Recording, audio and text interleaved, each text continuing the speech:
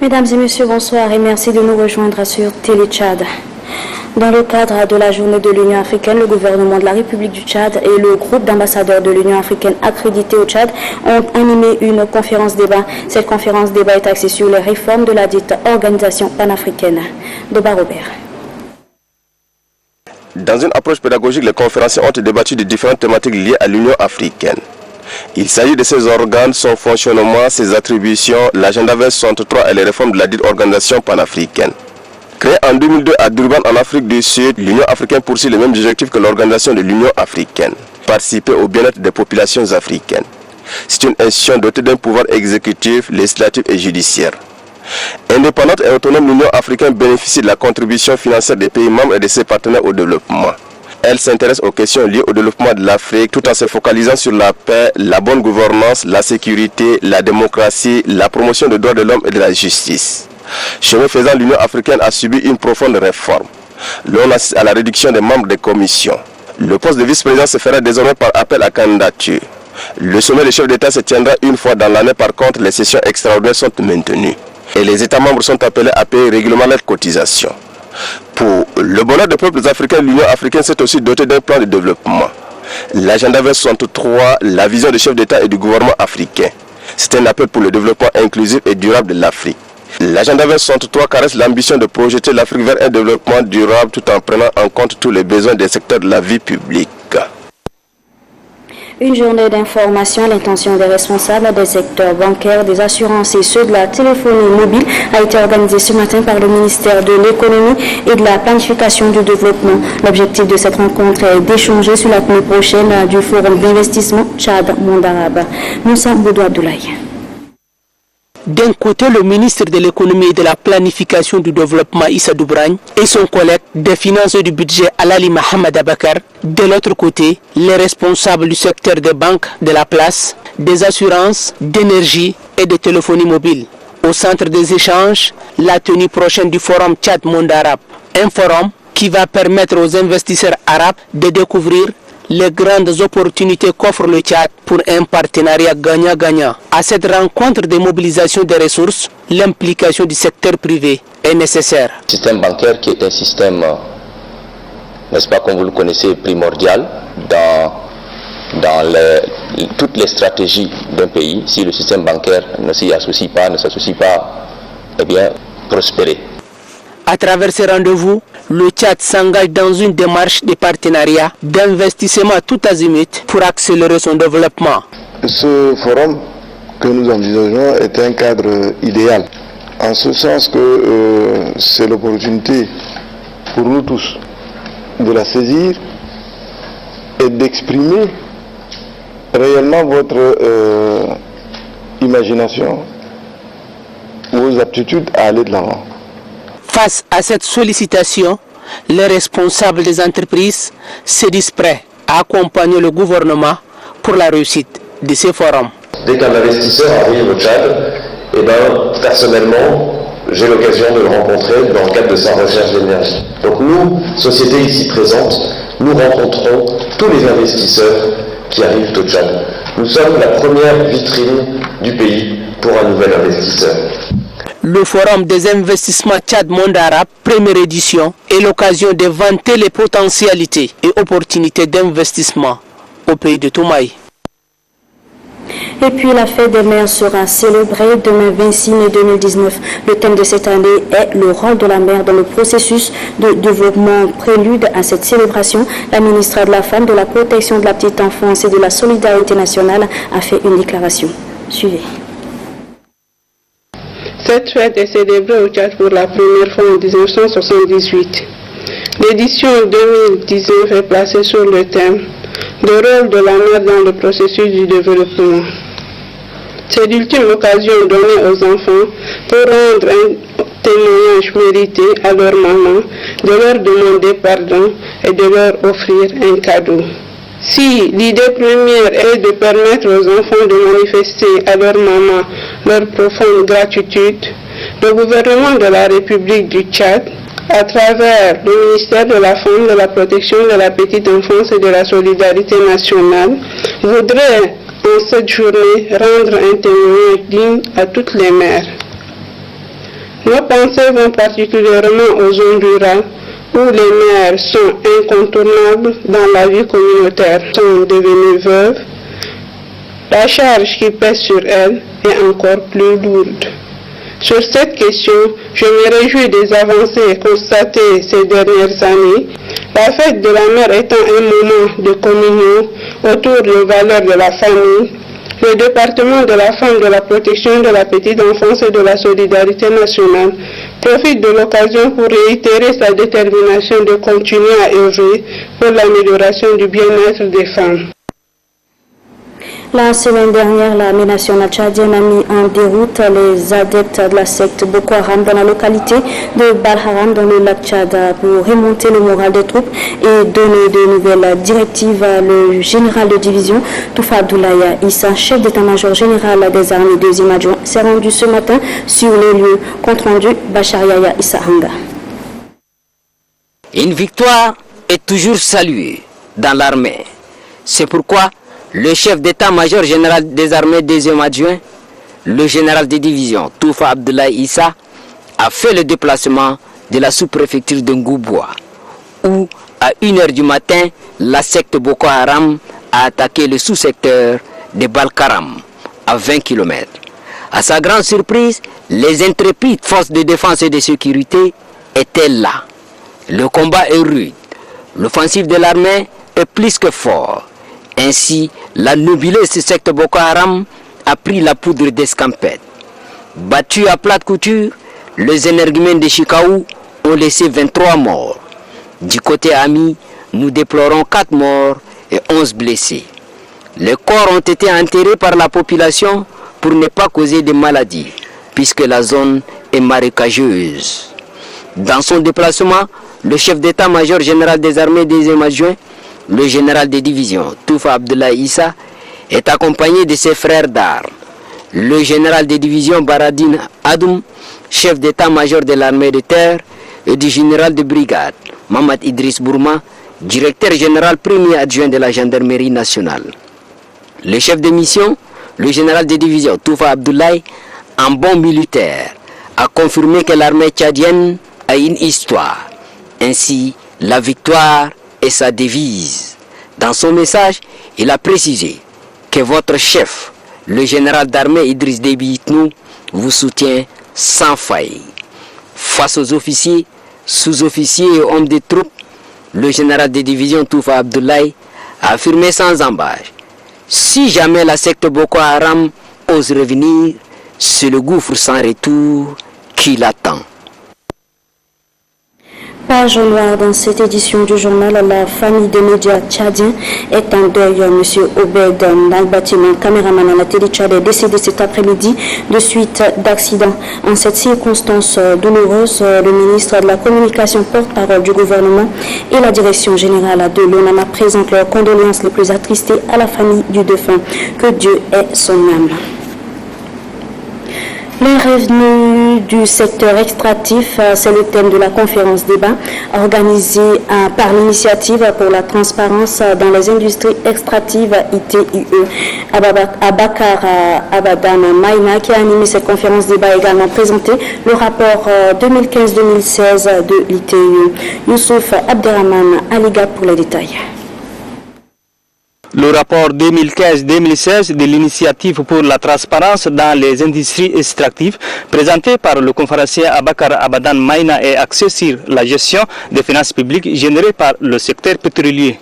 Ce rapport permet au public de savoir avec l'exactitude les chiffres de ce que l'État gagne et de ce que les entreprises payent comme impôts et taxes, ainsi que le paiement de droits sociaux à la population des zones d'activité. Cette norme 2016 est une norme qui fait en sorte que toutes les informations sur le secteur extractif doivent être mises dans les rapports.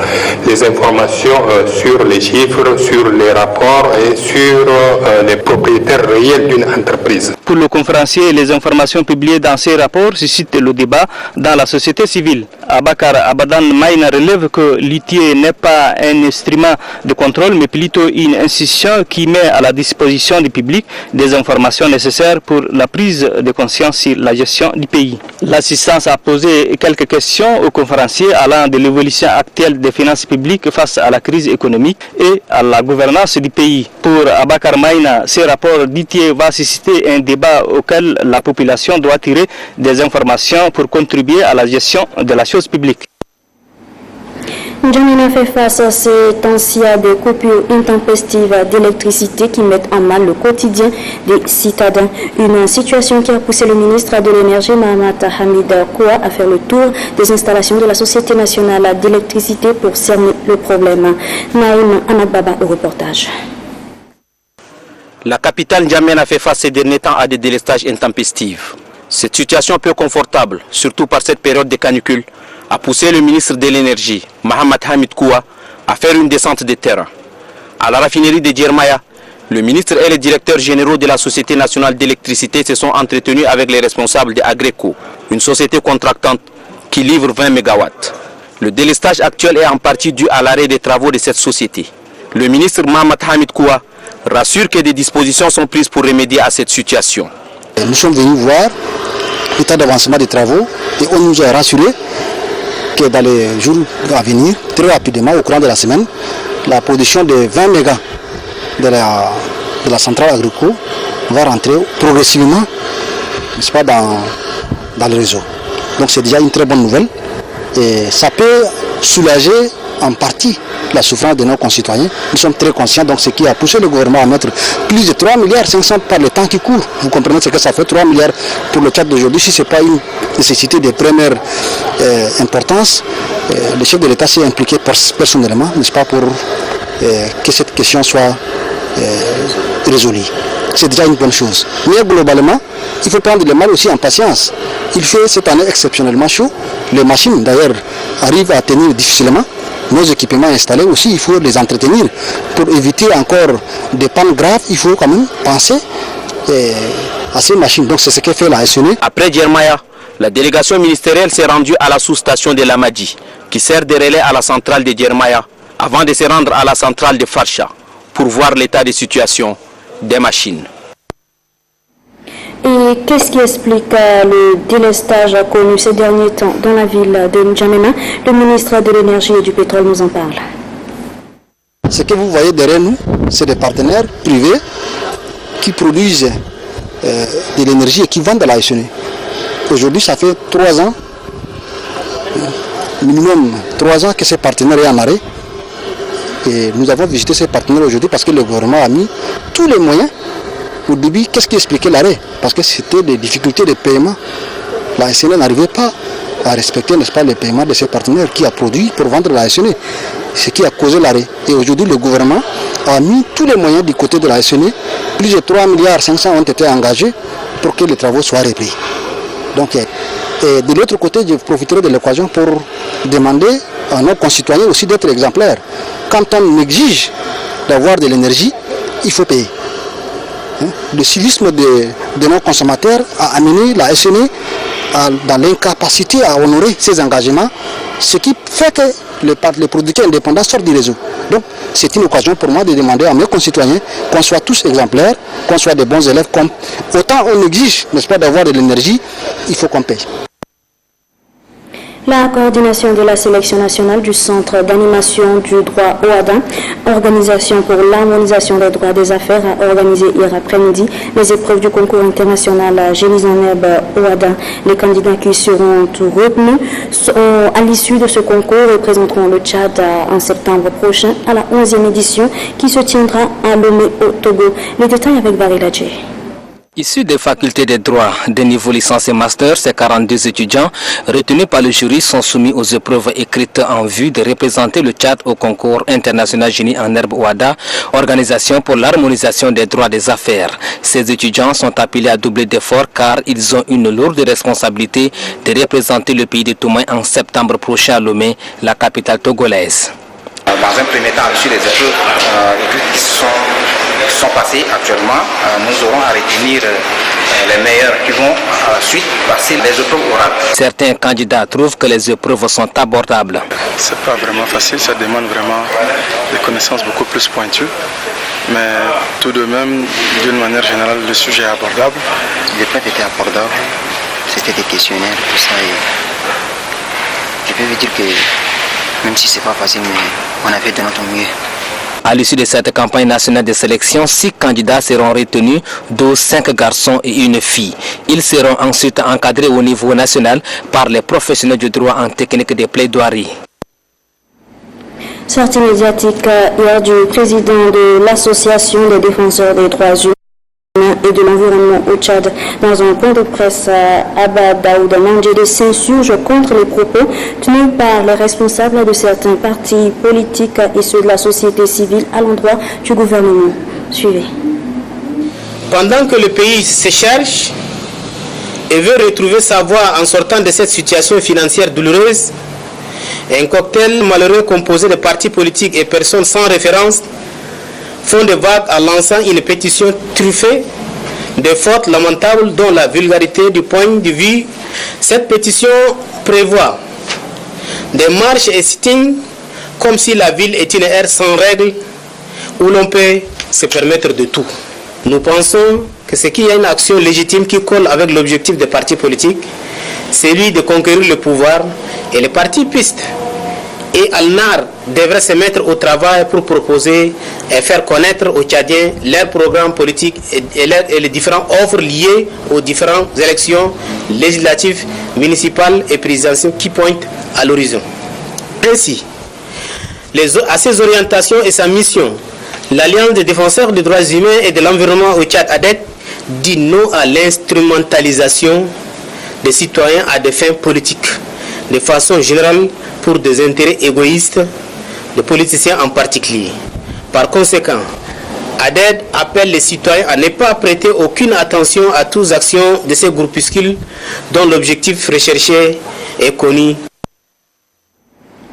Et puis le président de l'Alliance Al-Assala pour les organisations de la société civile de la jeunesse pour la reconstruction, Dr Hissène Massar Hissène, a présidé hier l'installation des membres de la coordination du 8e arrondissement. Le point avec Abdelhadi Mohamed Saleh Babayaro. Désormais, l'Alliance Al-Assala a une coordination des jeunes dans la commune du 8e arrondissement. Ce bureau est composé de 22 membres, dont 16 membres de la coordination et des délégués des quartiers dirigés par Hassan Mohamed. Après l'installation, le président de l'Alliance Al-Assala pour des organisations de la jeunesse et de la société civile pour la reconstruction, Dr Hissène Massar a axé son message sur la paix, la cohésion sociale et le rôle de la jeunesse. Le président de l'Alliance Al-Assala, Dr Hissène Massar Hissène, de poursuivre que le Tchad est notre pays. Ainsi, la cohabitation pacifique, l'amour du prochain et la culture de la paix doivent être toujours nos lignes de conduite. Initié par l'Office national pour la promotion de l'emploi, ONAPE, la formation sur les techniques de recherche d'emploi se poursuit dans les arrondissements de la capitale. Hier matin, notre reporter Falambi Soulgan a fait le tour de quelques arrondissements pour constater l'évolution de cette formation. Suivez.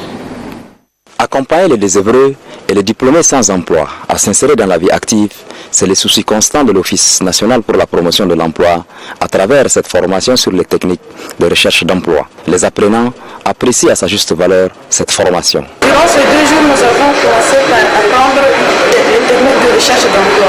Donc le TDR en ce qui concerne comment élaborer son CV, comment faire une lettre de motivation et comment s'y présenter, s'y prendre lors de l'entretien d'embauche. J'ai vraiment aimé ça parce que ça a beaucoup aidé les jeunes. Vous voyez, parce que là, moi qui suis là devant vous actuellement, au début, je ne sais même pas comment rédiger un CV, mais là, ils m'ont appris à le faire. À l'issue de cette formation, les participants seront à mesure de maîtriser les techniques de création d'entreprises ou le montage et la gestion de micro-entreprises pour leur insertion socio-économique.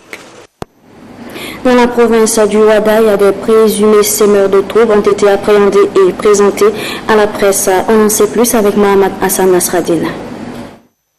Ils sont au total 92 personnes arrêtées par les forces de l'ordre dans la sous-préfecture de Chokoyon, au département de Ouara. Ils ont été arrêtés armes à la main selon le com-légion de la gendarmerie, Hamid Batid Ali. Pour rappel, La sous-préfecture de Chocoyen était le théâtre d'un affrontement entre deux communautés qui a occasionné mort d'hommes. Pour le gouverneur du Wadaï, Ramadan Erdebou, il est temps que les perturbateurs soient isolés afin que les citoyens retrouvent la quiétude. Pour lui, les actes causés par le perturbateur ne sont pas conformes aux principes démocratiques, lesquels principes ne tolèrent pas les troubles à l'ordre public. Ramadan Erdebou a enfin laissé entendre qu'ils seront traduits en justice afin de répondre de leurs actes. De son côté, le procureur de la République, près le tribunal de grande instance d'Abéchi, Hassan Jamous Hashim, a précisé que les présumés seront poursuivis pour répondre des 4 chefs d'inculpation, à savoir la détention illégale d'armes, association des malfaiteurs, coups et blessures volontaires et mortelles.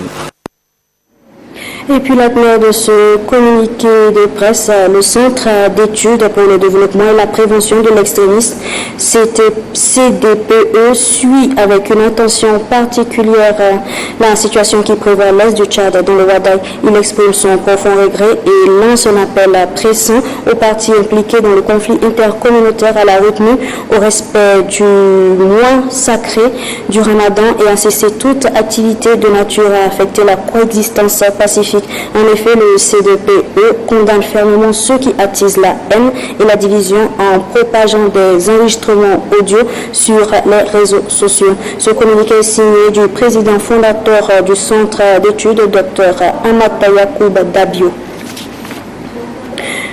Le secrétaire général de la province du Logone oriental a présidé à Doba la réunion mensuelle sur la santé. Objectif, évaluer la situation sanitaire de la province et identifier les difficultés pour mieux programmer les activités. Christelle Garlandana.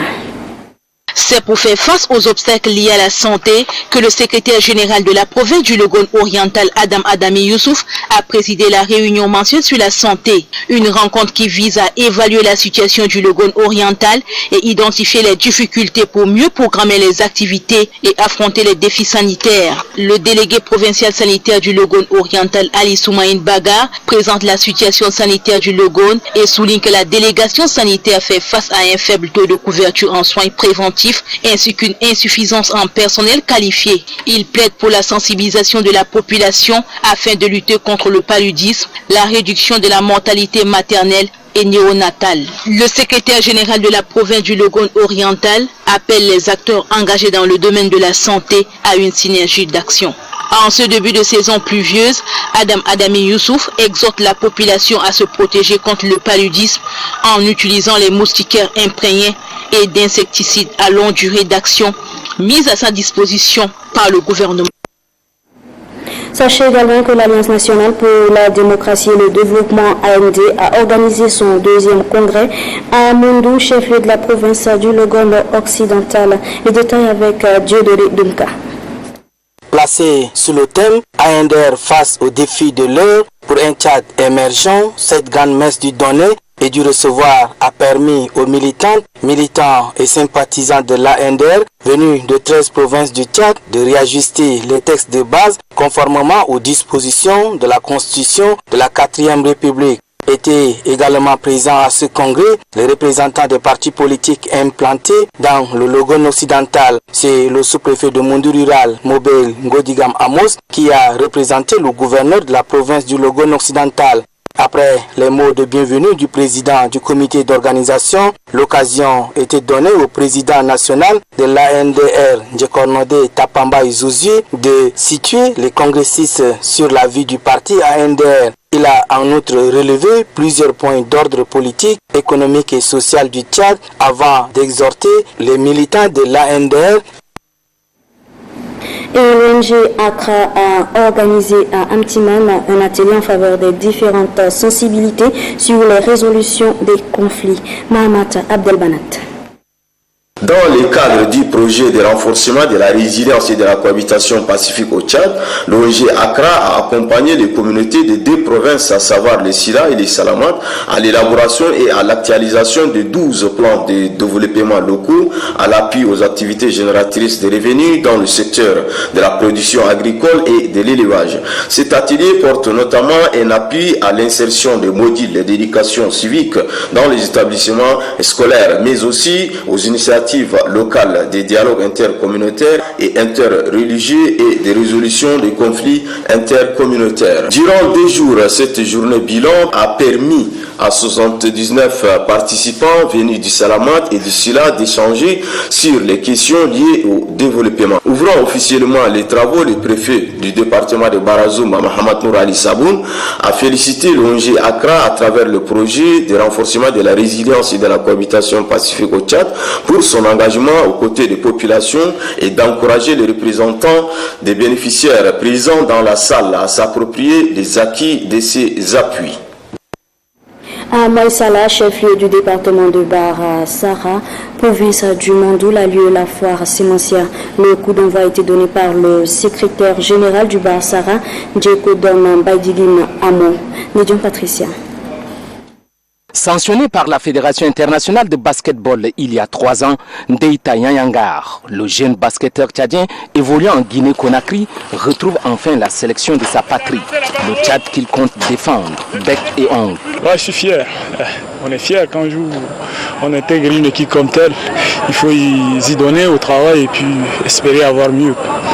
À côté de Ndeita, qui vient de rejoindre l'équipe nationale, 4 autres jeunes font leur premier pas dans la sélection nationale. Pour le directeur technique national, la participation du Tchad à la Coupe d'Afrique des Nations de basketball est un grand défi qu'il faut bien le préparer. De cette compétition est de taille au point où il fallait déjà chercher la forme sportive pour être au point au moment venu. Parce que souvent nous préparons nos compétitions à la dernière minute et nous allons avec des insuffisances. À la Fédération tchadienne de basketball, l'argent fait encore défaut pour continuer la mise au vert de l'équipe nationale. Nous sommes là, nous travaillons exclusivement sur les propres moyens que le président de la Fédération nous a mis en disposition. C'est difficile, on ne sait même pas si on va finir ou pas, parce que lui aussi ses moyens finissent. Si demain il nous dit qu'il n'a plus de moyens, nous serons obligés d'arrêter. Sur le plateau du lycée Félix Eboué, le staff technique s'efforce pour multiplier les séances d'entraînement pour ne pas accuser un retard. C'est en juillet que le Tchad prendra part pour la 2e fois à l'Afro-Basket. Toutes nos excuses, chers téléspectateurs, il s'agissait plutôt des préparatifs des SAO basketball qualifiés pour la Coupe d'Afrique des Nations de basketball 2019. Du côté de la phase finale du 7e championnat d'Afrique des Nations de pétanque, les boulistes tchadiens ne lésinent pas sur les moyens pour réaliser une belle performance afin de se qualifier pour le mondial en 2020. Notre reporter Kadnouba Théophile s'est rendu au stade municipal où les SAO version pétanque se préparent activement. Voici ce reportage rendu par Innocent Kilayo. Après le rendez-vous manqué du mondial canadien l'année dernière, faute de visa, les boulistes tchadiens se préparent activement pour le 7e championnat d'Afrique de pétanque prévu à Lomé au Togo.